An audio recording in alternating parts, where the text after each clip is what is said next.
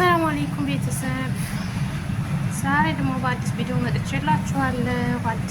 አዲስ አይደለም፣ ያው ባለፈው ቁዳሩ ምናምን ስላላሳየኋችሁ ላሳያችሁ ነው። አሁን ተመልሼ የመጣሁት ማለት ነው።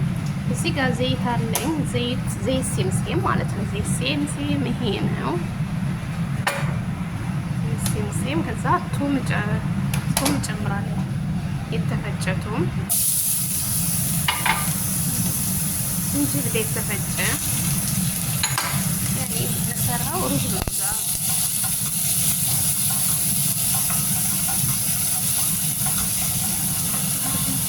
ያኔ የተፈጨ ቱም፣ የተፈጨ ዝንጅብል፣ ዘይት ሴምሴም። እናንተ በፈለጋችሁበት ዘይት መስራት ትችላላችሁ። እዚህ ጋር ቁዳር አለኝ። ቁዳር ክራብስ ጨምራለን። ካሮት እንጨምርበታለን። ያኔ በደቃቅ የተቆረጠ ነው። እናንተ በፈለጋችሁበት ሳይዝ መቁረጥ ትችላላችሁ።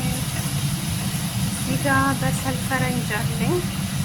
ያኔ ወይም በሰል ፈረንጅ ወይም በሰል አክዳር ማለት ነው።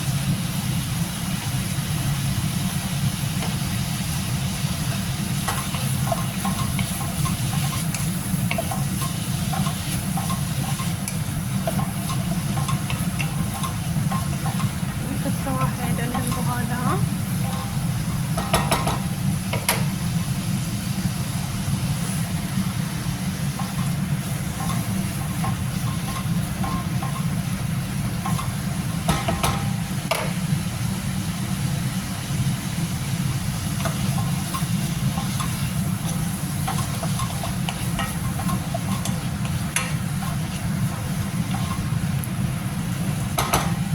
ባዝሊያ እንጨምራለን ማለት ነው። ባዝሊያ ያኔ አተር ማለት ነው። አተር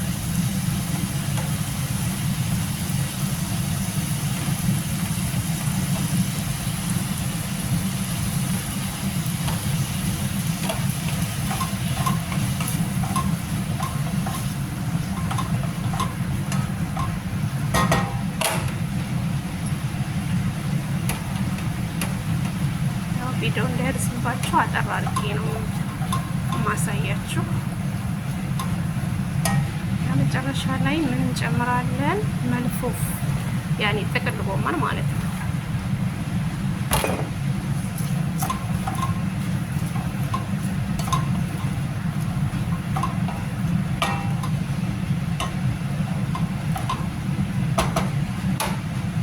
እንጨምራለን ሾዬ ሶስ እንጨምርበታለን።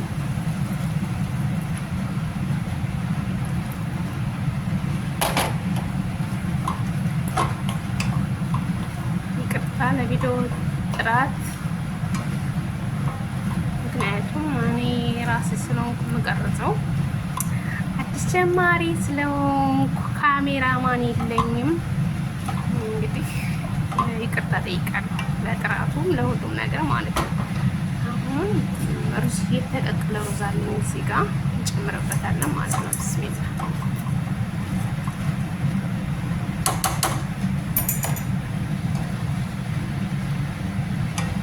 አያችሁት እንዴት እንደሚያምር።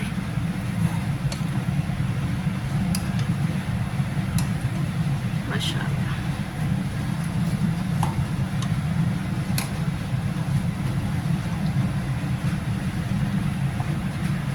ቺ ከተመቻችሁ ላይክ፣ ሼር፣ ሰብስክራይብ አድርጉልኝ። ቪዲዮዬን ውልኝ፣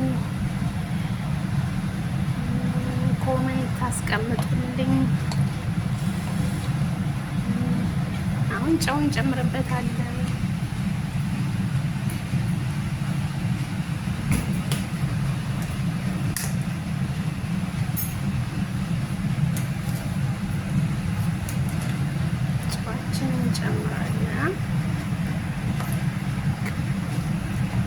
ሶዬ ሶስ ተጨመራችሁበት ውሃ አያስፈልገውም። በራሱ በሶዬ ሶሱ ይበስላል ማለት ነው።